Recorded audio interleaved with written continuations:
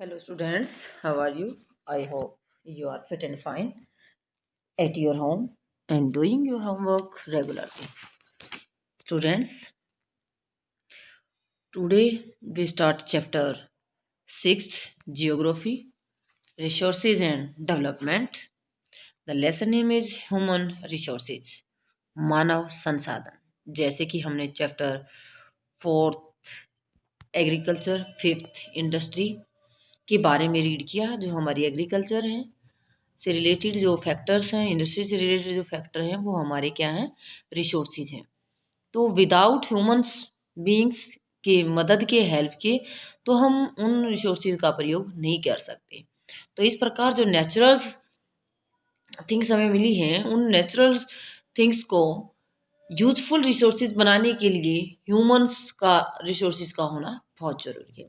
तो आज हम व्हाट इज ह्यूमन रिसोर्सेज इसके बारे में लेसन के अंदर समझेंगे.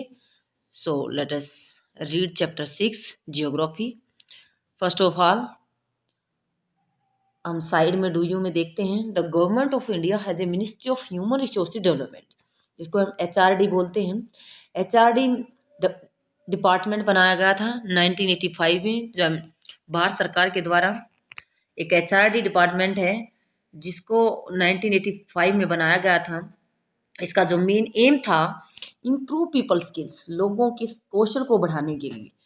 Show how important people are as a resources for the country. तो इसमें ये बताने के लिए कि जो पीपल है, जो व्यक्ति है, वो हमारे देश के लिए कितना इम्पोर्टेंट रिसोर्सेज है, यानी कि एक ह्यूमन खुद कितना इम्पोर्टेंट रिसोर्सेज है, इसके बारे में हम रीड करेंगे इस चैप्टर के अंदर. और जो HRD मिनिस्टर्स डिपार्टमेंट है, HRD डिपार्टमेंट है अपने डेवलपमेंट के लिए, लोगों के स्किल को डेवलप करने के लिए. तो इसके बारे में हम यहाँ रीड करते हैं. People are a national greatest resource.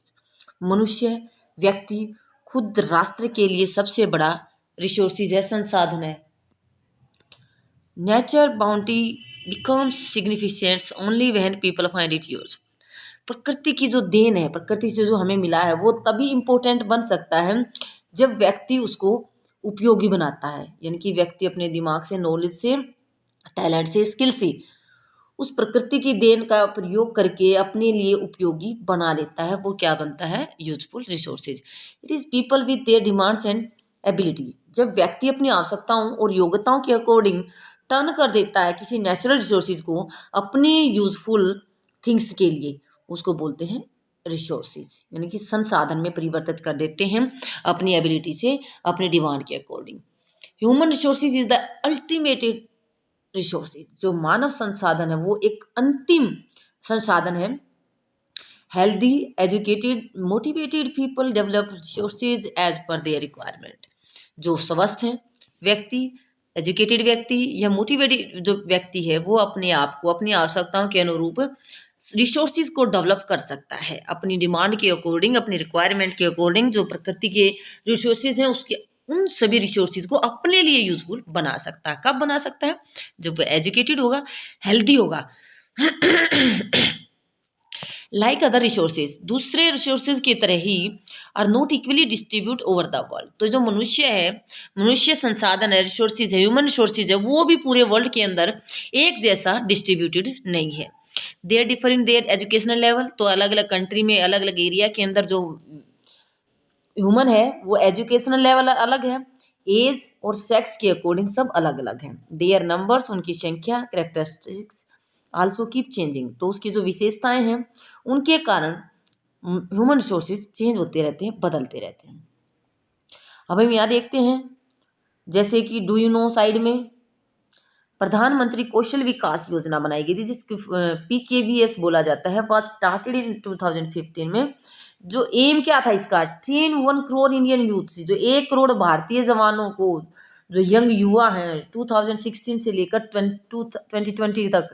Objective the scheme is to encourage aptitude toward employable skill by giving quality training to probables and exciting wages earner. तो इस प्रकार भारत की जो प्रधानमंत्री कौशल विकास योजना के तहत 2016 से लेकर 20 तक जो मेन स्कीम का उद्देश्य थे वो बढ़ाना था जो एम्प्लॉयबल्स हैं, रोजगारेबल्स हैं, स्किल को बढ़ाना, कौशल के बढ़ाना, उसकी जो क्वालिटी है उसको बढ़ाने की, योग्यता को बढ़ाने के लिए ट्रेनिंग का सहारा देना, ट्रेनिंग के द्वारा उनको कैपेबल बनाना। अब हम यहाँ देखते हैं डायग्राम में क्या दिया गया है, तो यहाँ क्या क्या कहा जा रहा है, हम माई विलेज हैज 1000 पीपल, उसके गांव में 1000 व्यक्ति रहते हैं। तो ये जो लेडी है, क्या how do you right that in number, कैसे उसको आप नंबर में लिख सकते हैं। फिर ये there are 500 children in my school, तो एक काउंटिंग की जा रही है कि स्कूल के अंदर 500 बस स्टूडेंट्स हैं, विलेज के अंदर 1000 people, how many people do you think there are in the whole world. तो आप ऐसे कैसे सोच सकते हैं वर्ल्ड में टोटल जो व्यक्ति हैं कितने हैं। There are 30 children in my class, उस क्लास में 30 स्टूडेंट, अराउंड 6.6 बिलियन पीपल। तो ये बताया गया विश्व में, ये पुराना रिकॉर्ड के अकॉर्डिंग 6.6 पीपल हैं। तो नए रिकॉर्ड है जो उसके डाटा के अकॉर्डिंग चेंजेस हो सकता है इसमें। अब हम देखते हैं distribution of the population, world के अंदर कौन कौन से एरियाज में, कौन कौन से कंटिनेंट्स में जनसंख्या कम है, ये यहाँ देख सकते हैं। यहाँ पर सिंबल दिया गया है, तो इसको ध्यान से समझना है। जैसे येलो टाइप का जो डायग्राम के अंदर दिया गया है, ये डिस्ट्रीब्यूशन है हमारे एशिया कंटिनेंट्स के अंदर। तो जनसंख्या हमारी एशिया कंटिनेंट्स में के अंदर सबसे ज़्यादा है। तो ये डायग्राम हमारे येलो का जो पार्ट दिया गया है, ये एशिया कंटिनेंट के। यूरोप के व्यक्ति जो ऑरेंज कलर्स में है, ये जनसंख्या का सिंबल बनाया गया है यूरोप कंटिनेंट के लिए। फिर अफ्रीका के यहाँ पर्पल कलर, ब्लू कलर यहाँ सेंट्रल और साउथ अमेरिका के अंदर, जो रेड कलर है ये नॉर्थन अमेरिका के अंदर, और जो बाकी ग्रीन पार्ट है जो जनसंख्या का, ये हमारा ओशियन जो महासागरों के आसपास, जैसे Australia, New Zealand and Pacific islands, जो प्रशांत महासागर के आइलैंड्स हैं, वहाँ की जो जनसंख्या है उसके लिए यह सिंबल दिया गया है। तो हमें यह पता है कि सबसे कम जनसंख्या जो हमारी ओशियन पार्ट में ऑस्ट्रेलिया है, न्यूजीलैंड से, या पैसिफिक ओशियन है वहाँ, सॉरी पैसिफिक आइलैंड से, वहाँ कम जनसंख्या है। नॉर्थ अमेरिका में भी जनसंख्या कम है, ये सेंट्रल और साउथ अमेरिका में भी जनसंख्या कम है। तो हम यहाँ इस डायग्राम से ये लगा सकते हैं अनुमान कि हमारा जो एशिया कंटिनेंट है वहाँ जनसंख्या सबसे ज़्यादा है। तो अब डिस्ट्रीब्यूशन के बारे में हम यहाँ रीड करते हैं। The way in which people are spread across the earth surface is known the pattern of the population distribution। इस प्रकार जो जनसंख्या हमारे अर्थ के सरफेस पर अलग अलग एरिया में फैली हुई है या रह रही है, उसको हम जनसंख्या वितरण का पैटर्न कह सकते हैं। More than 90% of world population live in about 30% of land surface। जो हमारा लैंड सरफेस का 30% पार्ट है, वहाँ जनसंख्या 90% रहती है, यानी बाकी जो 70% पर वहाँ जनसंख्या कम रहती है, 30% एरिया पर जनसंख्या ज़्यादा रहती है, बाकी 70% पर ओनली 10% पॉपुलेशन रहती है। The distribution of population in the world is extremely uneven. जो जनसंख्या का डिस्ट्रीब्यूशन है वो क्या है, अनइवन है, एक जैसा नहीं है। Some area are very crowded and some are sparely populated. कुछ जो एरिया हैं वो बहुत भीड़ भाड़ वाले हैं, बहुत ज़्यादा जनसंख्या होती है, और जहाँ कुछ एरिया ऐसे हैं जहाँ पर बहुत कम जनसंख्या, स्पेयरली पॉपुलेट, कम जनसंख्या निवास करती है। Crowded area are south and south east. ज़्यादा भीड़ है जो वो एशिया के पार्ट हैं। कौन सा पार्ट, साउथ और साउथ ईस्ट पार्ट। यूरोप और नॉर्थ ईस्टर्न नॉर्थ अमेरिका, ये भी जनसंख्या ज़्यादा है। Very few peoples live in high latitudes. बहुत कम जनसंख्या है, बहुत कम व्यक्ति रहते हैं जो हाई लैटिट्यूड एरिया, वहाँ पर ट्रॉपिकल डेजर्ट, जो हमारे उष्णकटिबंधीय मरुस्थल हैं, या जो हमारे जहाँ पर जैसे नॉर्थ पोल साउथ पोल के ऊपर जो लैटिट्यूड्स है, हाईली लैटिट्यूड एरिया, वहाँ पर कम जनसंख्या रहती है। हाई माउंटेन, जो ऊंचे पर्वत है, वहाँ पर एरिया ऑफ इक्वेटोरियल फॉरेस्ट, जो भूमध्य सागरीय वन है, वहाँ पर भी जनसंख्या कम रहती है। तो इस प्रकार जनसंख्या को डिस्ट्रीब्यूशन हम या पैटर्न से समझ रहे हैं कि कहाँ कहाँ ज़्यादा जनसंख्या रहती है और कहाँ कहाँ कम रहती है। Many more people live north of the equator than south of the equator line. जैसे कि अब हम यहाँ समझते हैं, ये हमारी लाइक अर्थ है, लैंड है कंप्लीट, जो इक्वेटर लाइन है हमारी 0 डिग्री है, तो इसके नॉर्थ पार्ट में ज़्यादा जनसंख्या रहती है साउथ के कंपैरिजन में। तो ये हम सबको पता है कि नॉर्थ का जो पार्ट है, यहाँ ज़्यादातर जो हमारे कंटिनेंट हैं, एशिया कंटिनेंट है, यूरोप है, अफ्रीका का हाफ पार्ट है, एंड नॉर्थन अमेरिका है, हाफ पार्ट हमारा साउथ अमेरिका का है। तो यहाँ जनसंख्या हमारी ज़्यादा रहती है। तो इसमें ये बताया गया है इक्वेटर लाइन के नॉर्थ साइड में जनसंख्या ज़्यादा रहती है। Almost 3 quarters of the world people live in 2 continent, Asia और अफ्रीका। और यहाँ बताया गया जो दो हमारे कंटिनेंट से महाद्वीप हैं, इन दोनों महाद्वीपों में 3/4 लोग इन दो महाद्वीपों पे रहते हैं, यानी कि जो टोटल जनसंख्या का तीसरा हिस्सा है जो इन दो महाद्वीपों में रहता है। 3 हिस्से हैं इन दो महाद्वीपों में रहते हैं, यानी कि थर्ड एंड फोर्थ। तो ये 4 में से 3 हिस्से हमारे 2 कंटिनेंट में रहते हैं। 60% of the world people stay in just 10 countries. जो 60% जनसंख्या है वो 10 कंट्री में रहती है। वो 10 कंट्रीज हमारी कौन कौन सी हैं, जहाँ की जनसंख्या मोर देन 100 मिलियन पीपल, यानी कि 10 करोड़ से अधिक जनसंख्या रहती है। तो यहाँ देखना इस डायग्राम के अंदर, यहाँ ये 10 कंट्रीज के बारे में बताया गया है कि जनसंख्या कौन से देश की सबसे ज़्यादा है। तो यहाँ पॉपुलेशन दे रखी है, सबसे ज़्यादा पॉपुलेशन चाइना की फर्स्ट नंबर पर, सेकंड पर इंडिया की, USA, Indonesia, Brazil, Pakistan, Bangladesh, Nigeria and रूस, रसिया एंड जापान। तो ये कंट्री है अकॉर्डिंग टू पॉपुलेशन। तो इससे बताया गया है कि जो 10 कंट्रीज हैं वहाँ 100 करोड़ मिलियन, 10 करोड़ से भी 100 मिलियन, 100 मिलियन यानी 10 करोड़ से भी ज़्यादा जनसंख्या वहाँ रहती है। नेक्स्ट यहाँ दिखाया गया हमारा, हाँ ये 2 डायग्राम हमारे यहाँ समझने हैं कि कौन से 10 देशों की जनसंख्या सबसे ज़्यादा है और या कौन से कंटिनेंट्स की जनसंख्या का यहाँ पर दिखाया गया है। अब डेंसिटी ऑफ पॉपुलेशन, जनसंख्या का घनत्व। घनत्व क्या होता है कि जो 1 किलोमीटर एरिया में रहने वाले लोगों की नंबर संख्या। तो यहाँ दिया गया average density of population India 382 person पर स्क्वायर किलोमीटर। एक स्क्वायर एरिया में रहने वाले लोगों की संख्या को डेंसिटी ऑफ पॉपुलेशन कहते हैं। पॉपुलेशन डेंसिटी क्या है, number of people living in a unit area of earth surface. हमारी पृथ्वी की सतह पर 1 स्क्वायर किलोमीटर में रहने वाले लोगों की संख्या को हम जनसंख्या घनत्व कहते हैं। Normally express as per square kilometers, इसको हम 1 प्रति वर्ग किलोमीटर में दिखाते हैं। Average density of population in the whole world 51%। Total world की, पूरे संसार की अगर पॉपुलेशन का घनत्व हम एवरेज देखते हैं, औसतन हम देखते हैं, वो 51% पर स्क्वायर किलोमीटर वर्ल्ड के अकॉर्डिंग। क्योंकि अगर वर्ल्ड के हम देखेंगे तो हमारे 7 कंटिनेंट्स और 7 कंटिनेंट से 2 कंटिनेंट्स जो एशिया और अफ्रीका, वहाँ जनसंख्या सबसे ज़्यादा है। लेकिन अगर हम वर्ल्ड का एवरेज देखते हैं तो 51% पर स्क्वायर किलोमीटर में रहते हैं। South central Asia has the highest density of population. हमारी जो एशिया का साउथ सेंट्रल पार्ट है वहाँ जनसंख्या घनत्व सबसे ज़्यादा है, followed by south and east, south east और ईस्ट के एशिया के मुकाबले में। यानी कि इसके बाद सबसे ज़्यादा जनसंख्या हमारी सेंट्रल एशिया में, उसके बाद ईस्ट एशिया में और ईस्ट साउथ एशिया में ज़्यादा जनसंख्या रहती है। अब यहाँ दिया गया है व्हेन ऑल द, ये बच्चे आपस में डिस्कस कर रहे हैं, student are presents our classroom seem very crowded. जब 30 स्टूडेंट क्लास में प्रेजेंट होते हैं तो क्लास में क्या होता है, क्लासरूम में भीड़ होती है।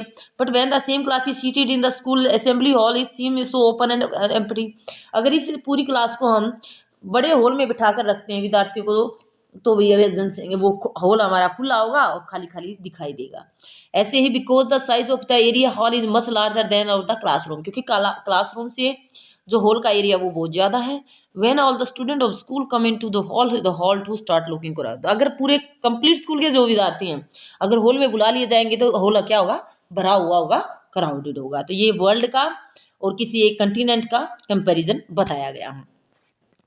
अब हम यहाँ देखते हैं factor affecting distribution of population. कौन से फैक्टर्स हैं जिनका प्रभाव हमारी जनसंख्या वितरण पर होता है। तो फर्स्ट टोपोग्राफी, जियोग्राफिकल फैक्टर है ये हमारे भौगोलिक तथ्य कारक। People always prefer to live on plains rather than mountain and plateaus. पठारों और पर्वतों पर रहने की बजाय व्यक्ति कहाँ रहना पसंद करता है, मैदानों में, प्लेन्स में। बिकॉज द एरिया सुटेबल, क्योंकि वहाँ का जो एरिया है वो क्या है, सुटेबल होता है किसके लिए, फार्मिंग, खेती के लिए, मैन्युफैक्चरिंग के लिए, सर्विस एक्टिविटी के लिए, तो जो इंडस्ट्री लगाने के लिए, एग्रीकल्चर के लिए और जो अदर सर्विस एक्टिविटीज़ हैं उनके लिए हमारे जो प्लेन एरिया है वो सबसे सुटेबल है। Ganga plain are the most densely populated. जो गंगा के मैदान हैं जहाँ गंगा रिवर फ्लो करती है जिस एरिया में, वहाँ की जनसंख्या का जो एरिया है वो ज़्यादा, उस एरिया में जनसंख्या ज़्यादा रहती है।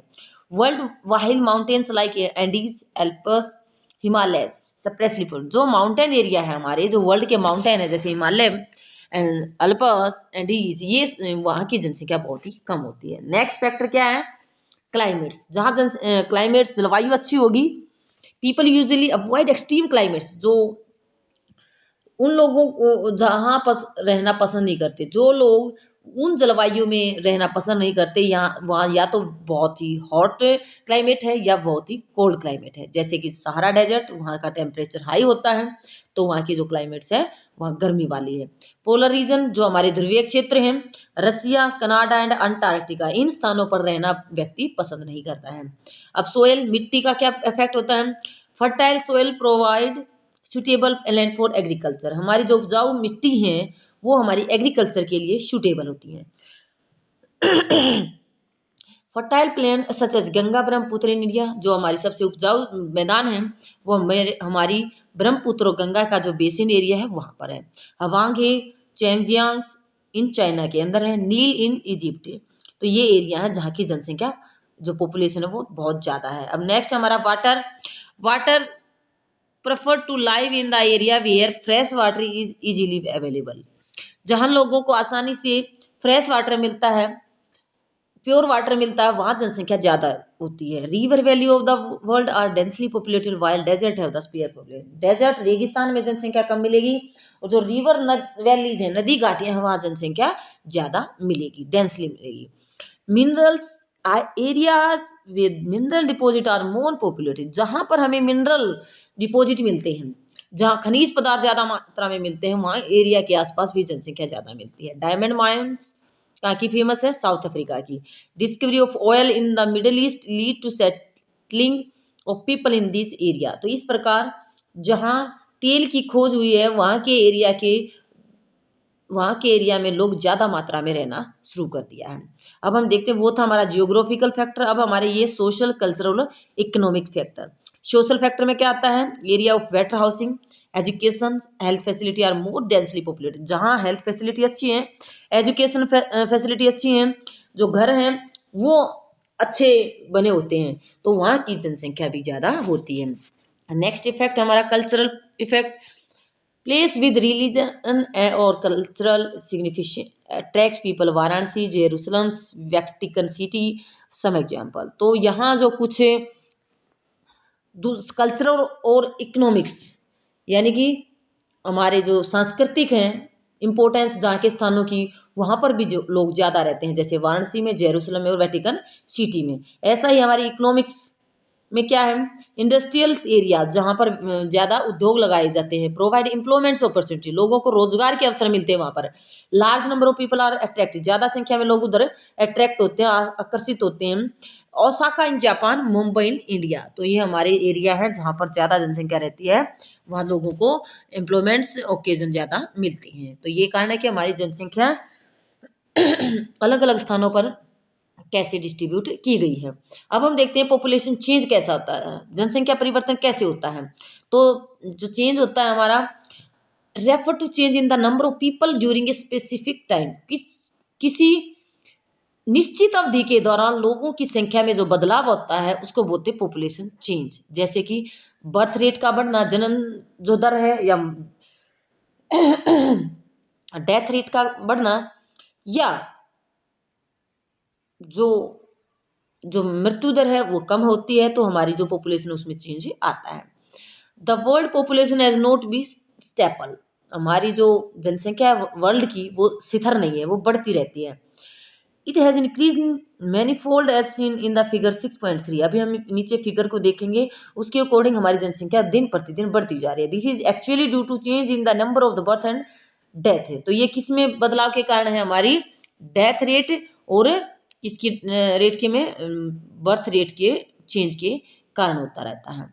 तो इस प्रकार ये बर्थ रेट और डेथ रेट में चेंज होगी। For extremely long period of human history, मानव इतिहास की जो हम लंबी अवधि थी, 1800 डिकेड से world population grow steadily but slowly, जनसंख्या बढ़ तो रही थी वर्ल्ड की 1800 तक, लेकिन धीरे धीरे। Large number of babies were born, जनसंख्या ज़्यादा में जो बच्चे थे ज़्यादा संख्या में जन्म ले रहे थे, but they died early too, और वो उनमें से बहुत ज़्यादा मर भी जाते थे। This was as there was no proper health facility, क्योंकि उस टाइम पे वर्ल्ड के अंदर हेल्थ फैसिलिटी प्रोवाइड नहीं थी, सुफिशियंट फूड नहीं था, not available for all the people, सभी लोगों के लिए खाने के लिए सही उचित मात्रा में खाना नहीं मिलता था। Farmer were not able to produce enough to meets, जो किसान थे वो योग्य नहीं थे किसी भी चीज़ को उत्पादन को जो ग्रेन है उसके प्रोड्यूस करने में उनके अंदर अवेलेबिलिटी नहीं थी। फूड रिक्वायरमेंट को पूरा करने के लोगों की फूड रिक्वायरमेंट भी पूरा नहीं हो पाती थी। Show the result total increase in the population was very low. जो जनसंख्या का बढ़ना था वो बहुत आराम आराम से यानी कि कम गति से बढ़ती थी। लेकिन इन 1804 1804 में वर्ल्ड पॉपुलेशन रीच्ड 1 बिलियन। जनसंख्या पूरे वर्ल्ड के कहाँ तक पहुंच चुकी थी? 1800 के आसपास 1 अरब के आसपास पहुंच गई थी। 150 ईयर अबो 1804 से 1959 के बीच टाइम पीरियड में कितने डिफरेंस हो गया यहाँ पर? 150 ईयर से 150 साल। तो इसकी जनसंख्या 150 ईयर के बाद 3 मिलियन बढ़ पाई। 1800 से लेकर 1950 तक जनसंख्या कम हमारी बढ़ पाई। अब 1909 से 40 ईयर लेटर पॉपुलेशन डबल्ड इन 16 बिलियन। तो ये अब हम यहाँ देखते हैं 1960 से यानी कि लगा लो 1960 से 1999 तक कितने, ये लगभग 2000 तक। तो ये 40 वर्षों में जनसंख्या हमारी 6 बिलियन हो गई थी, यानी कि 3 बिलियन से 40 सालों में डबल हो गई थी। द मेन रीजन क्या था इसकी ग्रोथ का, पॉपुलेशन का? Better food supply, medicine, death rate में रिड्यूस होना, while the number of the birth still remaining fairly high. लेकिन जो बर्थ रेट था वो बढ़ रहा था, डेथ रेट घट रहा था, जिसके कारण हमारी पॉपुलेशन में ज्यादा चेंजेज आ रहे थे। अब हम यहाँ देखते हैं बर्थ रेट क्या है। बर्थ रेट है usually measured using the birth rate number of live births per 1000 people. 1000 बच्चों के जन्म पर जो जीवित बच्चे उसको बोलते हैं birth rate. Death are usually measured using the death rate, यानी कि डेथ रेट में जितने जन्म लिया, जो 1000 बच्चों पर बच्चों ने जन्म लिया उसमें मरने वाले की संख्या को हम बोलते हैं डेथ रेट। नेक्स्ट यहाँ माइग्रेशन। माइग्रेशन क्या होता है? मूवमेंट ऑफ पीपल, लोगों का जाना एक स्थान से दूसरे स्थान पर या आना इन या आउट ऑफ एरिया, किसी एरिया से जाना और किसी एरिया में आना इसको बोलते हैं migration. Birth and death are the natural causes of population change. ये दोनों कारण क्या है? जन्म दर और मृत्यु दर, दोनों से ही हमारी पॉपुलेशन में बदलाव होते हैं। Difference between birth and rate and the death rate, जो दोनों के बीच का अंतर है बर्थ रेट और डेथ रेट का बीच का जो अंतर है वही हमारा नेचुरल ग्रोथ रेट कहलाता है। Population increase in the world mainly due to rapid increase in natural growth. जो हमारी नेचुरल ग्रोथ है उसी के कारण हमारे देश की जनसंख्या वो तेजी से बढ़ रही है। अब हम यहाँ देखते हैं, देखो ध्यान से इस डायग्राम को। तो ये यहाँ से हम जनसंख्या देखते हैं, तो हमारी इससे पहले जनसंख्या थी 170 मिलियन, इसके बाद 1000 तक हमारी 265, फिर 1500 तक 425, फिर हमारी 1800 तक 900। तो अभी हम यहाँ देखते हैं 1950, अब आज़ाद हुआ उससे ये वर्ल्ड की पॉपुलेशन का दे रखा है, 1950 तक हमारी इतने मिलियन थी। अब 2025 तक यहाँ देखें कि ये बढ़कर यहाँ पर 8525 हो चुकी है। तो ये हमारा क्या है? पॉपुलेशन का चेंज है जो इतने सालों में हमारे वर्ल्ड के अंदर आया है। अब यहाँ इस डायग्राम से समझने की कोशिश करते हैं। बर्थ रेट का इंक्रीज होना यानी कब होता है? जब पॉपुलेशन इंक्रीज बढ़ती है, जब बर्थ रेट ज्यादा है और डेथ रेट कम है, तो हमारी जनसंख्या क्या होगी? इंक्रीज होगी। स्टेडी, स्थिर कैसे रहेगी? जब बर्थ रेट और डेथ रेट इक्वल होगा तो हमारी स्टेडी रहेगी, ना घटेगी ना बढ़ेगी। पॉपुलेशन डिक्रीज कैसे? जनसंख्या घटती कब है? जब डेथ रेट बढ़ जाता है तो हमारी जनसंख्या पॉपुलेशन डिक्रीज होती है।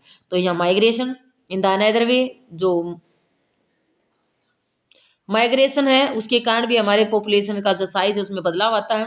People may move with in country और बिटवीन कंट्रीज, तो जो व्यक्ति एक देश के ही अंदर एक शहर से दूसरे शहर में जाते हैं, एक स्टेट से दूसरे स्टेट में जाते हैं, और कुछ एक कंट्री से दूसरे कंट्रीज में भी जाते हैं, उसको बोलते हैं माइग्रेशन। अब यहाँ देखते हैं एमिग्रेशन और इमिग्रेशन। एमी और immigrant, people who leave a country. एमी होता है किसी देश को छोड़ना, जो व्यक्ति देश को छोड़कर दूसरे देश में जाता है। एमी होता है किसी दूसरे देश को छोड़कर एक देश में आना। तो इमिग्रेशन और एमिग्रेशन का डिफरेंस समझ, यहाँ भी यही दे रखा है, person enter a new country. इन करना किसी देश की अंदर आना, और ई से एग्जिट किसी देश से बाहर जाना, तो ये होता है एमी और इमी। तो इस प्रकार हम यहाँ समझते हैं कंट्रीज जो जिनकी जनसंख्या में चेंज आया है, पॉपुलेशन में चेंज आया है, वो United state of America, Australia. तो इनमें आने वाले लोगों की संख्या ज़्यादा होने के कारण यहाँ इमिग्रेशन है वो उसकी रेट बढ़ रही है। ऐसे ही सूडान एक एग्जाम्पल है, जहाँ से लोग जनसंख्या ज़्यादा दूसरे देशों में जा रही है तो वहाँ का इमिग्रेशन बढ़ रहा है। इस प्रकार प्रवेश के ये जो प्रवास माइग्रेशन के ये दो फैक्टर हैं जिससे जनसंख्या देश को छोड़कर दूसरे देशों में जाती है, दूसरे देशों को छोड़कर उस देश में आती है। Journal trend of international migration, जो साधारण सी प्रवृत्ति है वो माइग्रेशन की, अंतरराष्ट्रीय माइग्रेशन की। लेस डेवलप्ड नेशन यानी कि जो कम विकसित देश हैं वहां से वो मोर डेवलप्ड नेशन के अंदर किसके सर्च में जाते हैं, बेटर एम्प्लॉयमेंट अपॉर्चुनिटी, अच्छे रोजगार के अवसर की खोज में वो उन देशों में जाते हैं। With in countries large number of people may move from rural to urban, जैसे एक देश के अंदर बहुत सारे लोग गांव के एरिया को छोड़कर शहरी एरिया की तरफ मूव करते हैं, किसकी सर्च में, in search of the employments, education और हेल्थ फैसिलिटी। इस प्रकार ये व्यक्ति देश के अंदर एक शहर से छोटे शहर को छोड़कर बड़े शहर में जाते हैं रोजगार के लिए, एजुकेशन के लिए और स्वास्थ्य की सुविधाओं के लिए। तो अब हम वीडियो को यहीं खत्म करते हैं बेटा, वीडियो ज़्यादा लंबी ना हो जाए, वीडियो को ध्यान से सुनना है, समझना है। Okay student, thank you.